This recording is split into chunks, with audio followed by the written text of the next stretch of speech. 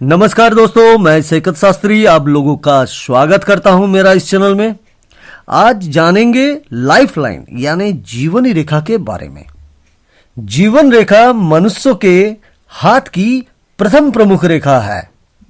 यह रेखा बृहस्पति की उंगली के नीचे से हाथ के एक किनारे से प्रारंभ होकर प्रथम मंगल के निचले पर्वत को घेरते हुए कलाई यानी मणिबंध तक जाती है ये रेखा। इस रेखा से यह पता चलता है कि आपके जीवन में विभिन्न समय पर आपका स्वस्थ शारीरिक शक्ति, रोग, दुर्घटना और पूरा जीवन शैली कैसे रहा। इससे यह भी स्पष्ट होता है कि हथेलियों में जीवनी रेखा अगर स्ट्रांग यानी स्पष्ट है तो आपका शारीरिक तंत्रिकाओं, मांसपेशियां के बल पर शक्ति संपन्न है। इन्हीं तत्वों को आधार पर जीवन में घटने वाली अथवा घट चुकी अनेक घटनाओं का पता लगाया जा सकता है पहले से। इस रेखा से यह भी ज्ञात होता है कि आपका जीवन उन्नति की ओर जा रहा है न पतन की ओर। इस रेखा से आपकी आयु कितनी है इसका पता लगाते हैं तथा ये भी ज्ञात होता है कि आपका जीवन का अंत किस रोग से अथवा किस कारण हो सकता है।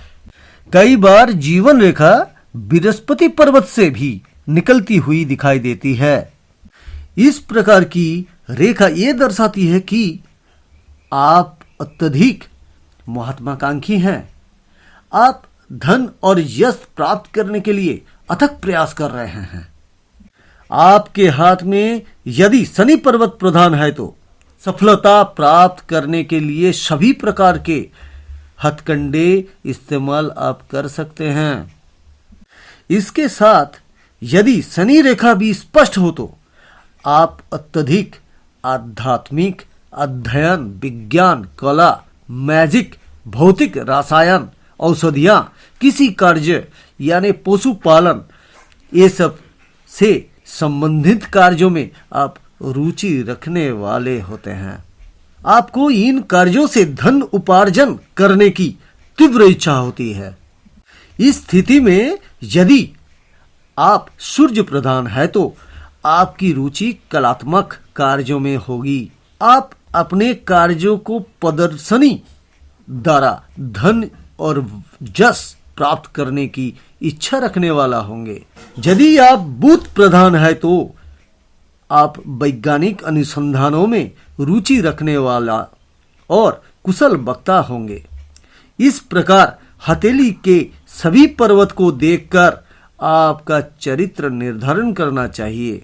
ध्यान रखने योग्य विशेष बात यह है कि अगर आपका जीवन रेखा के साथ बृहस्पति क्षेत्र प्रधान है तो ऐसे जातक किसी भी क्षेत्र में कार्य करता हो उसका अभिमानी होना निश्चित है। इसके विपरीत यदि जीवन रेखा अपने स्वाभाविक स्थल से निकलती है तो उसे श्रेष्ठ माना जाता है। इसके विपरीत यदि वो किसी अन्य पर्वत से निकलती हो तो उस क्षेत्र के गुण भी उसे अवश्य प्रभावित करेंगे। अधिकांश मामलों में जीवन रेखा अपने स्वाभाविक स्थल से ही निकलते हुए देखी जाती है। जीवनी रेखा के उद्गम स्थल का अध्ययन करने के पश्चात उसके घेराव का अध्ययन करना भी आवश्यक होता है। कई बार जीवन रेखा का उद्गम स्थल तो स्वाभाविक होता है किंतु इसे ध्यान से देखने से पता चलता है कि इसने शुक्र पर्वत को पूरी तरह घेरा नहीं।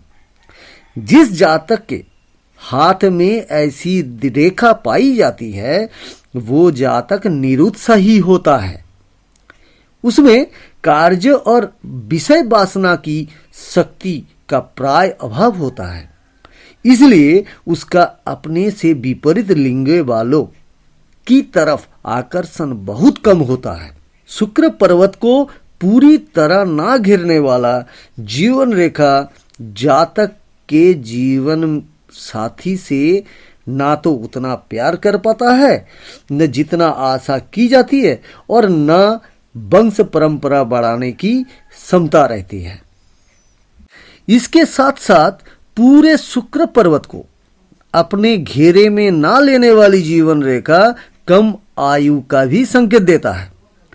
छोटा घेरा होना निरुत्साह और तंग दिल होने का भी संकेत है। निश्चय ही ऐसा जातक की जीवन में ना तो कोई खुशियां होती है और ना ही किसी कार्य के प्रति अत्यधिक उत्साह। ऐसा जातक का निरुत्साही होना मृत्यु को समीप खींच लाने का समान है।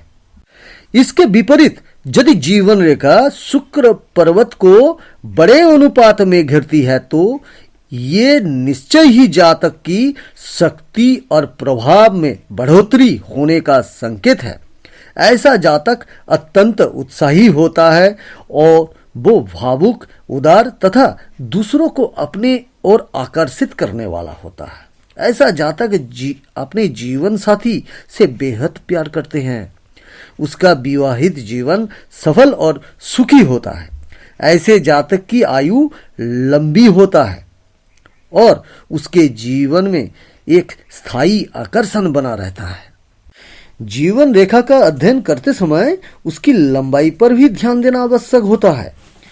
ये एक सामान्य नियम है कि आयु रेखा जितनी लंबी होगी जातक की आयु भी उतनी लंबी होगा। इस प्रकार छोटी जीवन रेखा छोटी आयु का प्रतीक है, किंतु ये नियम प्रत्येक मामलों में सत्य सिद्ध होगा।